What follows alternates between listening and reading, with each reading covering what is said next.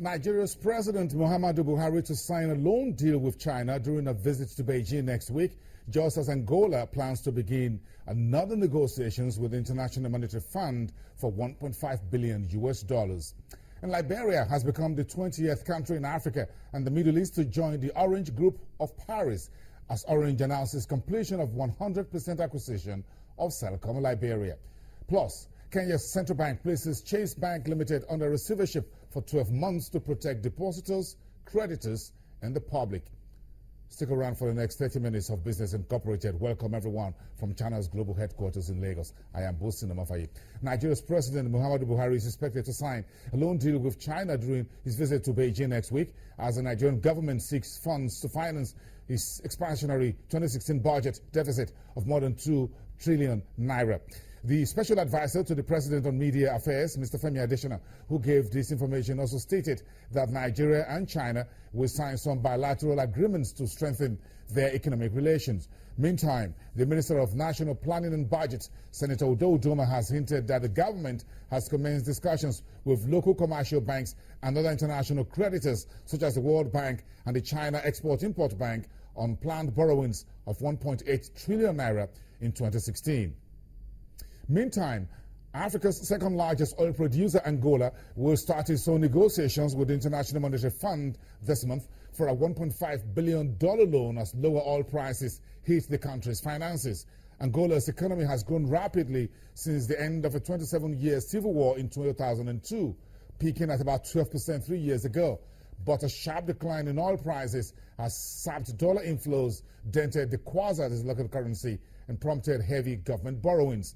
A statement from the Angola's Ministry of Finance says the country will work with the IMF to design reforms aimed at improving fiscal discipline, simplify the tax system, and increasing transparency in public finances and the banking sector, and those who are part of the IMF loan discussions.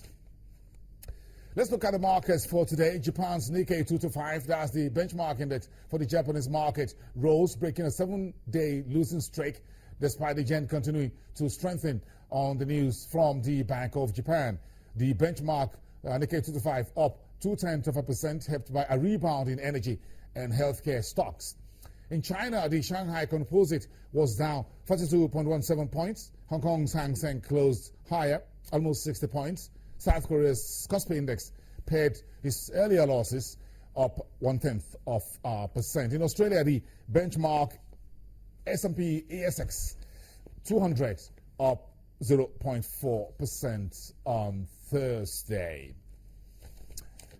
And we're getting across to the big world of the European markets. A lot of fiscal stories on the street, from the FOMC in the US to plans by the ECB, or talks that the ECB will expand its stimulus package, as well as the Bank of Japan. A lot of frenzy in the markets today, from currencies to equities to oil. Let's get to Frankfurt Stock Exchange.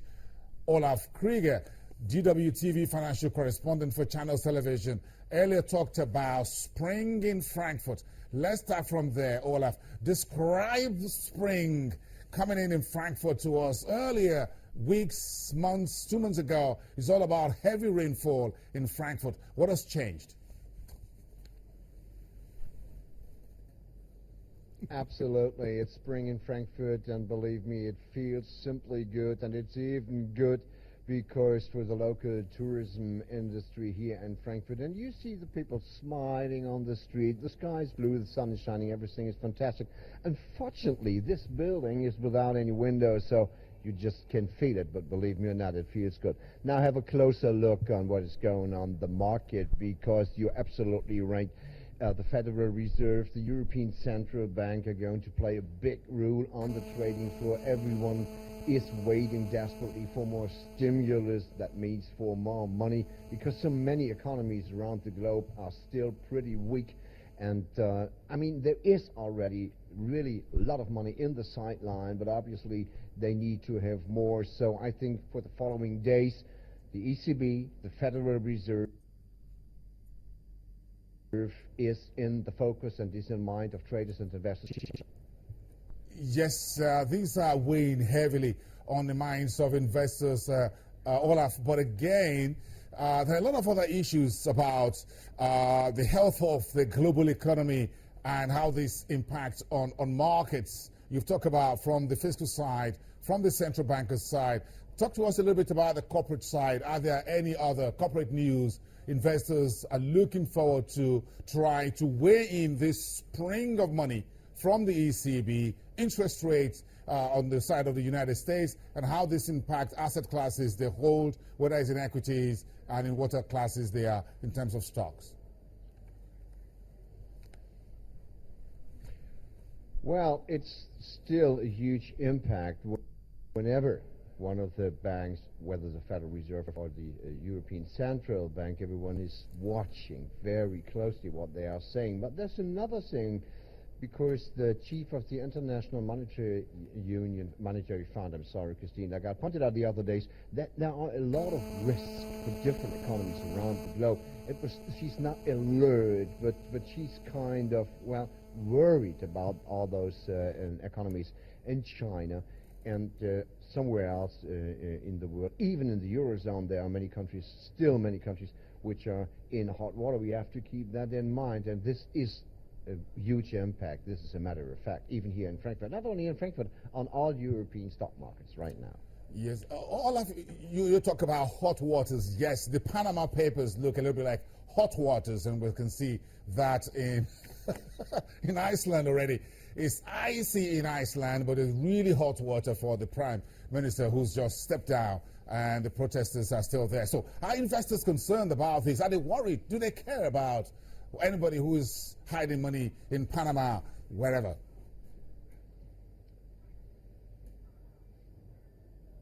Absolutely. On the other hand, the banks are under tremendous pressure because obviously many banks are involved in this scandal going on in Panama and somewhere and other places around the world, because tax avoidance is still a big thing even here in Frankfurt. But in particular, the banks are under pressure because, what I'm saying, they're obviously involved in that, and now the German government is trying to avoid those things, wants to create more transparency.